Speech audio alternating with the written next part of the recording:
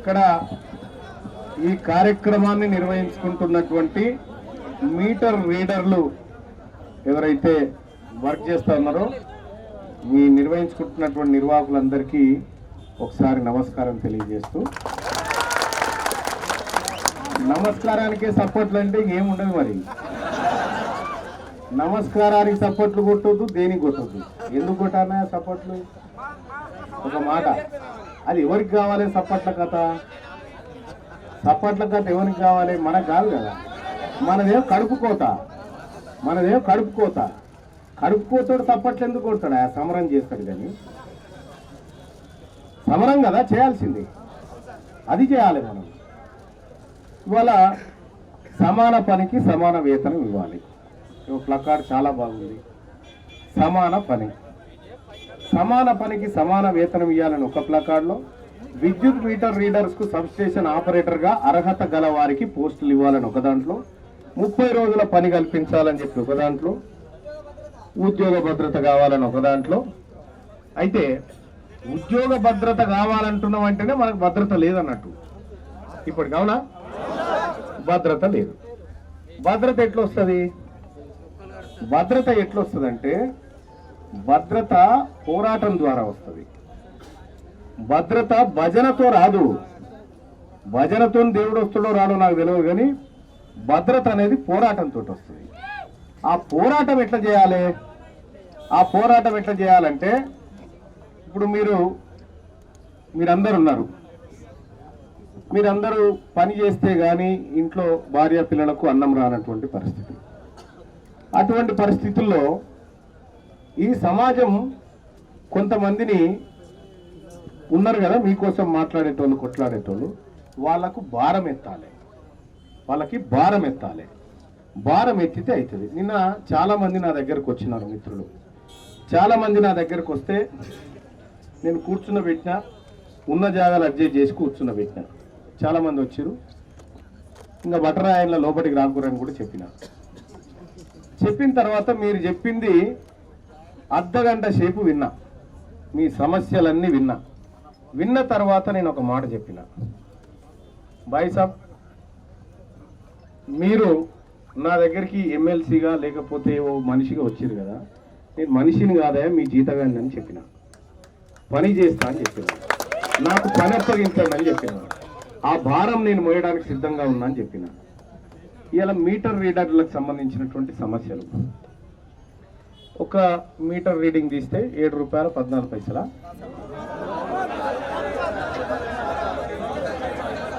మొత్తం ఆగండి. అబ్బో ఈయనే ఉంది అసలు కదా. ₹7.10 14 వస్తుంది. ఇక రాగురే కరెక్టే నువ్వు చెప్పింది. ₹7.14 వస్తే ఆ ₹7.14 నడిమిట్లో ఆయన ఉంటాడుగా, మిమ్మల్ని పెట్టుకుంటే ఆయన కాంట్రాక్టర్ ఉంటాడు. ఆయనకు 3.5, మీకు 3.5, ₹3 మీకు మీరు చెప్పిందే నేను మీకు చెప్తున్నా, మీరు చెప్పిందే మళ్ళీ మీరు కాదంటారు. ఇక్కడ ఆగాదు, ఎంతో వస్తుంది, ఓకే వచ్చింది. కానీ ప్రభుత్వం దగ్గర నుంచి, అంటే ఆ కంపెనీ దగ్గర నుంచి పైసలు తీసుకొచ్చి మీ పైసలు మీకు ఇచ్చే టప్పోనికి ఏమో 3.5. అవునా? ఇల్లు తిరిగి తన తాళం వేసి ఉంటే గోడెక్కుతుంటే దొంగ అని కూడా కొడతాడు. గోడే గీళ్ళు ఎందుకు ఎక్కుతున్నావు అంటాడు. అయినా మీకు అయితే ఓడు కుక్కల్ని ఇడిచిపెడతాడు, ఒకడు మీరు రాత్రిపూట గోరకాయన తిరుగుతూ ఉంటాడు దొంగలు పడకుండా, మీరు పగటిపూట తిరుగుతారు అంతే. దానికి దీనికి తేడా ఏం లేదు పనిలో. ఆడ కూడా ఆడనేమో కట్టె కొట్టుకుంటూ పోతాడు, మీరు మీటర్లు కొట్టుకుంటూ పోతారు. ఈడ అవమానాలు భరించేది మీరే. ఆకలి భరించేది మీరే, అన్ని భరించేది మీరే. ఆఖరికి మీరంతా కష్టం చేసి ఇంటికి పోయిన తర్వాత మీ కన్న బిడ్డ మీ ముఖం చూసి మా నాయన ఏమన్నా తెచ్చిండేమో ఇవాళ మాకు కొనుక్కోవడానికి అన్నప్పుడు మీ కళ్ళు చెమ్మగిల్లి తల దించుకొని ఏమి బతుకురా ఇదని బాధపడుతుంటారు చూడు. అది అక్కడ ఉంది మన పరిస్థితి. ఉందా లేదా? అక్కడ ఉంది మన పరిస్థితి. ఇక్కడ నేను చెప్తున్నటువంటి కొన్ని విషయాలు మీరు క్లియర్గా అర్థం చేసుకోండి. ఈ ఏజెన్సీల వ్యవస్థ పోవాలి, మధ్యలో ఉండే బ్రోకర్ల వ్యవస్థ పోయి వాళ్ళు ఏదైతే ఆ ₹7.10 ఇస్తా ఉన్నారో ఆ ₹7.10కి ₹7.10 కరెక్ట్ గా మీ ఖాతాలోకి రావాలి. ఓకే, రావాలి కదా. అది మొదటి డిమాండ్. రెండో డిమాండ్ ఏంటంటే 30 రోజుల పాటు పని ఉండాలి. ఎన్పిడిసిఎల్లో ఏదైతే ప్రత్యేక జీవో ద్వారా మిగతా 10-15 రోజులు ఎట్లయితే పని కల్పిస్తా ఉన్నారో ఇందులో కూడా 30 రోజుల పని కల్పించాలి. 30 రోజుల పని కల్పిస్తే దాంతో వీళ్ళ కడిపేమని నిండుతుందా? లేదు, నిండది. నిన్న మొన్న చూసారు మీరు, స్వీపర్ జీతం ఎంతుందో మీ అందరికి ఎరికే.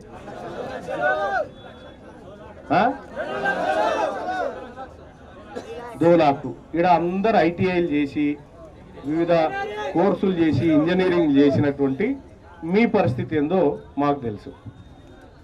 కాబట్టి పట్టణ ప్రాంతాలకు ఎక్కువ వస్తుంది, గ్రామీణ ప్రాంతాలలో తక్కువ వస్తుంది. ఎందుకంటే ఒకటే ఇంట్లో 20 మీటర్లు ఉంటే టకటక కొడతాడు కాబట్టి అది వేరే. ఇక ఈడోటి ఉంటే మళ్ళీ ఆ కొన కోటి ఉంటుంది, ఈ కొన కోటి ఉంటుంది, ఇవి తిరిగే వరకల్లా పొద్దుకు ఇట్లే పడుతుంది. కాబట్టి ఈ సమస్యలు ఉన్నాయి. అసలు ఇటువంటి తరీకా లేబర్ సిస్టమ్ ఏదైతే ఉందో ఇది ఖతం కావాలి. ఇది ఖతం కావాలంటే చేయాల్సినటువంటి పని ఏంటంటే మాలాంటి వాళ్ళు ఉన్నారు కదా దుర్మార్గులు, మా మీద ఒత్తిడి తేవాలి. ఎట్లా ఒత్తిడి తేవాలంటే ఓసారి మమ్మల్ని నన్నాలి కూడా. అవునా? మీన్స్ నన్నని కాదు, మా రాజకీయ నాయకులు అందరినీ దంతేనే ఇవి ఇంప్లిమెంట్ అవుతాయి. నేను ఒకటి చెప్తా ఉన్నా, ఇక్కడ ఉన్నటువంటి తెలంగాణ రాష్ట్రంలో మీటర్ రీడింగ్ తీసేటువంటి వాళ్ళు ఎవరైతే ఉన్నారో వాళ్ళు ఇల్లు తిరుగుతారు కదా, ఇల్లుకి మైక్ పెట్టినట్టుగా ఏడు మంచోడు కాదు ఈ ప్రభుత్వం మంచి లేదంటే ఉంటుందా? ఒక్కసారి ఇప్పుడు అది ఎట్లుంటదంటే ఒక్కసారికి ఎట్లా చెప్తారేమో అని అనుకుంటారు. మీరు చూడరు ఒకసారి, మీరు ఒకసారి పోయి ఓ మనిషి ఎదురుగా వచ్చింది అనుకో, అరే గట్లున్నాయారా సీను అప్పుడు మంచిగుంటివి గారా అని ఒక మాట అన్నాం అనుకో, నాకేమైంది రైలు గట్లే అంటాడు, నేను మంచిగున్నా అనిపోతాడు. మళ్ళీ జరంత దూరం పోగానే మళ్ళీ సీన్ గానికి ఇంకోటి కలిసిండు అనుకో, అరే నువ్వు అప్పుడే మంచిగుంటివిరా ఇప్పుడు అంత హాలత్ ఖరాబ్ అయిపోయింది అన్న. అరే అమ్మ వాడు అట్లానే వీడు ఇట్లానేమ్రా. మళ్ళీ ఇక మూడోడు కలిసిండు అనుకో, ఏమాయరా సీను మొత్తం భాగమైపోయినవేరా, ఒకమంతా గిత్తత అయిపోయింది అని అనుకో, ఇక నాలుగోడు కలిసే వరకు అలా దవాఖానలో ఉంటాడు. అవునా కాదా? మీరు ఒక్కింటికి 4 మాటలు చెప్పారంటే 5వసారి కథమే. ఇక 5వసారి కథమే అయిపోతుంది, సర్కార్ పనే. ఇప్పుడు వాస్తవానికి కూడా మిమ్మల్ని మించినటువంటి శక్తి ఇప్పుడు ఎవరి దగ్గర లేదు. ఉంటే ఆ అంగన్వాడీలకు ఉంటుంది, వాళ్ళకు కూడా ఇంత ఉండదు. మీకు ఇంత శక్తి ఉంది కదా, మీరు ఏం చేయాలంటే అల్టిమేటం జారీ చేయాలి మా మీద. మీరు చేస్తారా ఇల్లు తిరిగి చెప్పమంటారా అని, మీరు చేస్తారా అని చెప్పి అల్టిమేటం జారీ చేయాలి. లేకపోతే ఏందా 5,000 6,000 బతికెట్టుడు ఎవడా చూపి, 2,000 రూపాయలకు ఎవడు బతాడా? ఏ కుటుంబం బతుందా? ఈ బిడ్డల కడుపు లేదా? నేను అడుగుతా ఉన్నా, విద్యుత్ శాఖ మంత్రి గారిని అడుగుతా ఉన్నా, తమరు కొడుకు పెళ్లి చేస్తా ఉన్నారు, పెళ్లి ఘనంగా చేస్తా ఉన్నారు, ఒక కార్డు ఖరీదన్న ఇలా జీతం ఉన్నదా సార్? ఒక వెడ్డింగ్ కార్డు ఖరీదన్న, మరి వాళ్ళు ఎట్లా బతకాలి? మరి ఇక్కడ ఉన్నటువంటి కార్మిక సోదరులందరికీ నేను చెప్తా ఉన్నా, తీన్మార్ మల్లన్నగా చెప్తా ఉన్నా, నాకు 2 నెలలు టైం ఇవ్వండి, నేను ఎక్కువ టైం తీసుకోను, 2 నెలలు టైం ఇవ్వండి, 2 నెలలు కంప్లీట్గా మీ ఇష్యూ నా భుజాల మీద వేసుకుంటా. ఈ 2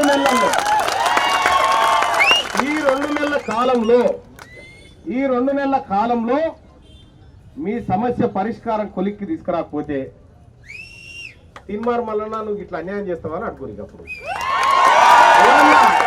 ఎవరన్నా ఎక్కడైనా ప్రజలు సంఘాలు ప్రభుత్వానికి డెడ్ లైన్ పెడతాయి, కానీ నేను ఒక ఎమ్మెల్సీగా నేను డెడ్ లైన్ పెట్టుకొని పోతున్నా. 2 నెలలు టైం ఇవ్వమని, 2 నెలలు టైం ఇవ్వమని డెడ్ లైన్ పెట్టుకొని పోతున్నా. ఇస్తారా టైం? ఇస్తామని వాళ్ళు చేయలేవారు. 2 నెలలు టైం ఇస్తారు కదా, ఇస్తారు కదా.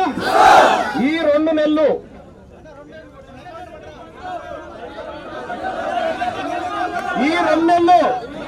ఒక పని చేయండి. ఆగు, ఈ 2 నెలలు మీరు బిల్లులు కొట్టకూడదు.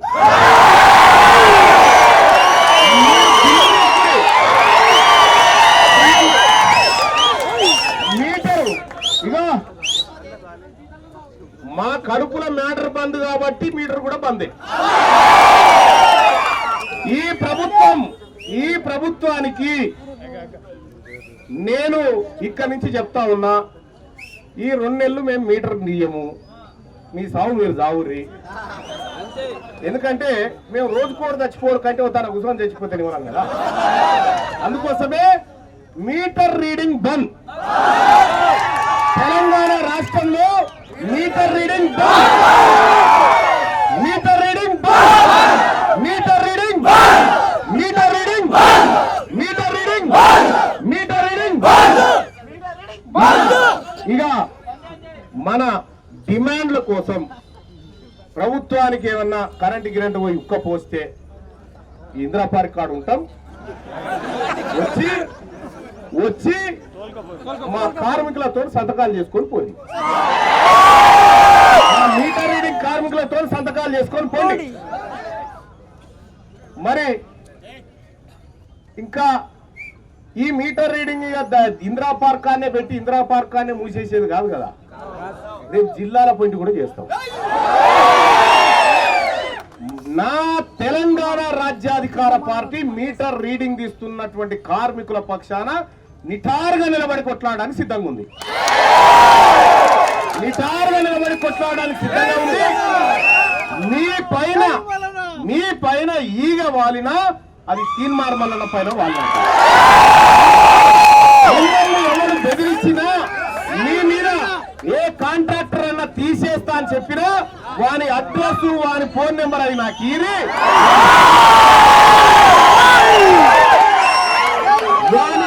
వాని అడ్రస్ వాని ఫోన్ నెంబరు ఈరి నేను చెప్తా. ఇగో ఇక్కడ ఆగే నేను చెప్తా, అన్న నేను చెప్తాను. ఇక్కడ మా పార్టీ నుంచి 24 గంటలు మీకు పనిచేయడం కోసము మా ఒట్టె జానయ్య గారిని పెడతా ఉన్నా. 24 గంటల పాటు మీరు ఒట్టె జానయ్య గారితో మాట్లాడచ్చు. మీకు ఆగండి, ఒట్టె జానయ్య గారి ఫోన్ నెంబర్ చెప్తారు, రాసుకోండి.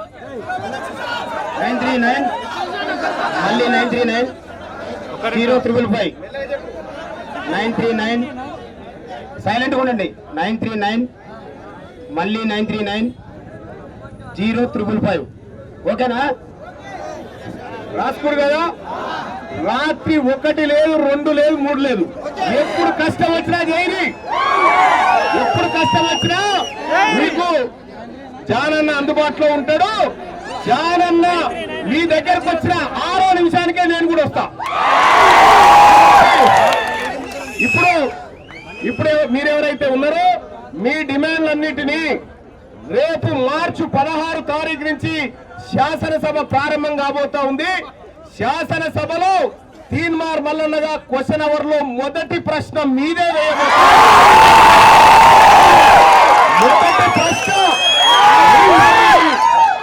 మొదటి ప్రశ్న మీటర్ రీడింగ్ కార్మికులకు సంబంధించిన సమస్యలపైనే ఈ ప్రభుత్వాన్ని గల్లా బట్టి అడగబోతా ఉన్న మొదటి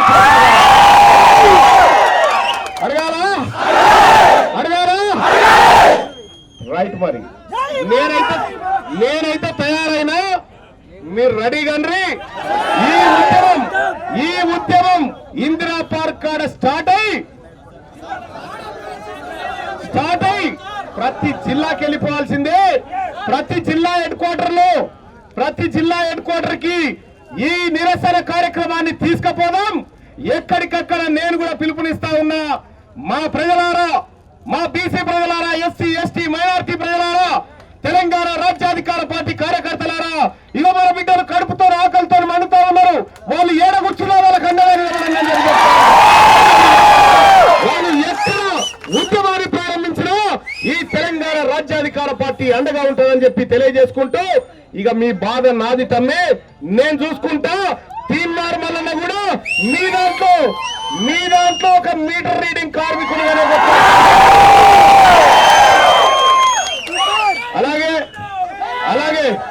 అలాగే సోదరులారా, అలాగే ఇంకొక విషయం చెప్తా ఉన్నా.